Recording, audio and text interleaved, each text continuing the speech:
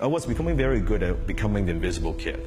I was born in Hong Kong. I immigrated to Canada when I was 14 years old. First day, I didn't even go out the door. I was so afraid. I was one of the only 3 Chinese in my school. I was getting bullied, I was getting beat up, I was getting pushed around. I would never ask questions they would put on my hand. Right after school, I would just grab my backpack, go to my locker, not look at anyone, not make any eye contact, and just go home. Shortly after that, my mom and dad got divorced when I was 16 years old. One day when I came home from school, my mom was staying in the bedroom. She was talking on the phone with somebody.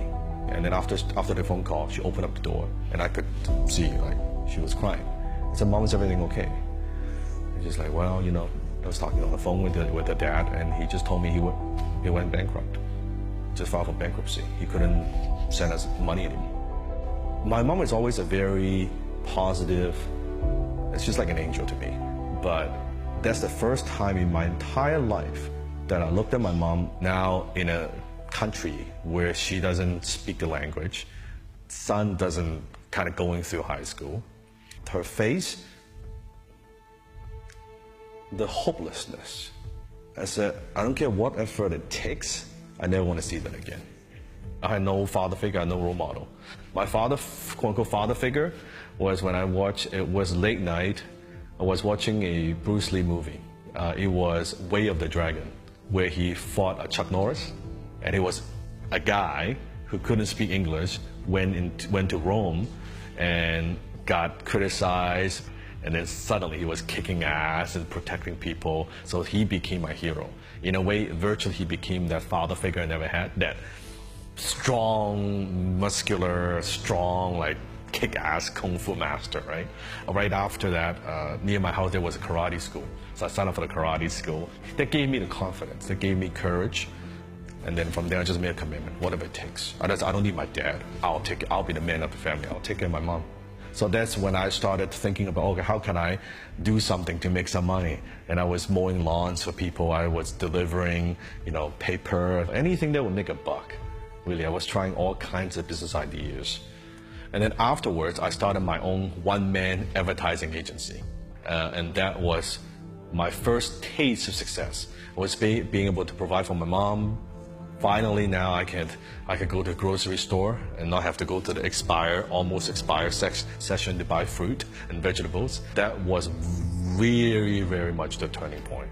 So afterwards, I haven't talked to my dad for a number of years, right? Because I was angry at him. Until I had matured a little bit, then I called him and then we would talk about what happened. And he could see me, doing very well. I was making about $10,000 a month as a young guy, 6-figure a year. I knew he was just getting by, and he was worrying about a place to live. So at that time, I went back to Hong Kong, and I was walking down the street, the city in Hong Kong. We stopped. I said, "Dad, you see that window up there?"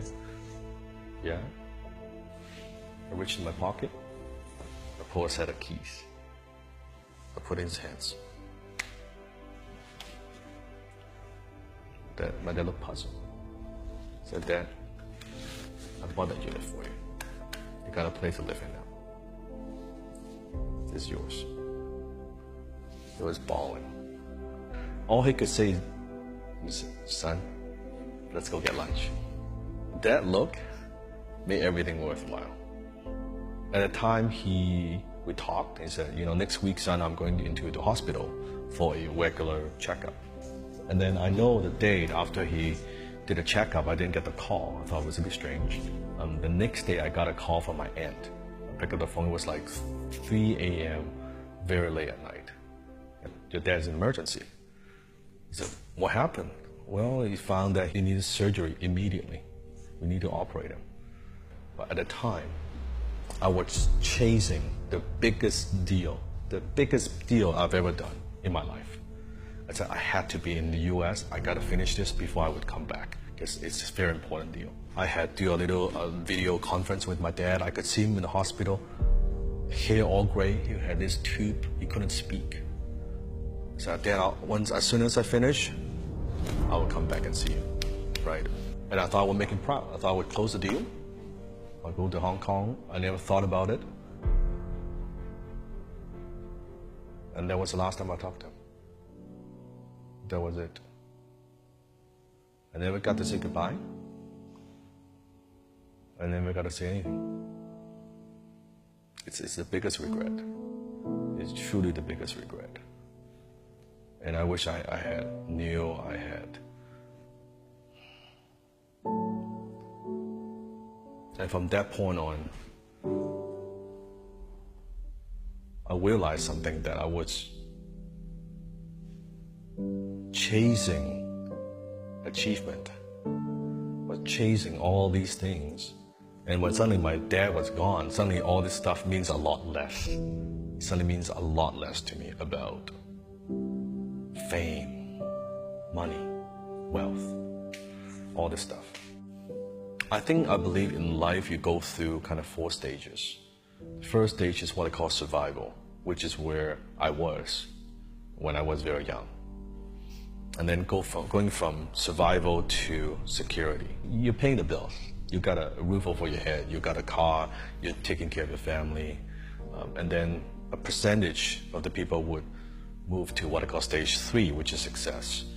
When you're successful, you don't just have everything you need, you have everything you want. And I operate in that phase, at that stage, for the first, I would say, 10 years of my career. And then after that incident, after my dad passed away, then I shift from success to significance. When you shift from success to significance, it's no longer just about you. It's no longer just about, hey, here's what I want. Here's what I want to have. Here's what I want to own. From a poor immigrant boy who couldn't speak a word of English, now my work is impacting people in 100 countries.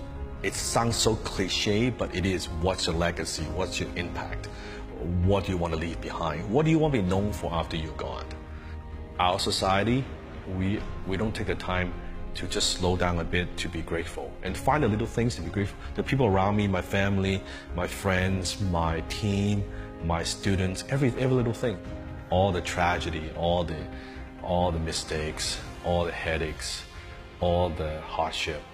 You might not like it, you would probably hate it, but you will look back and that would be the greatest thing that ever happened to you. All depends on how you interpret it. And that's why people, they keep chasing and chasing and chasing the next thing. They're never happy. If you're not grateful with what you have, you're not going to be grateful even if you have more. So I say it's be grateful with what you have while you strive for more.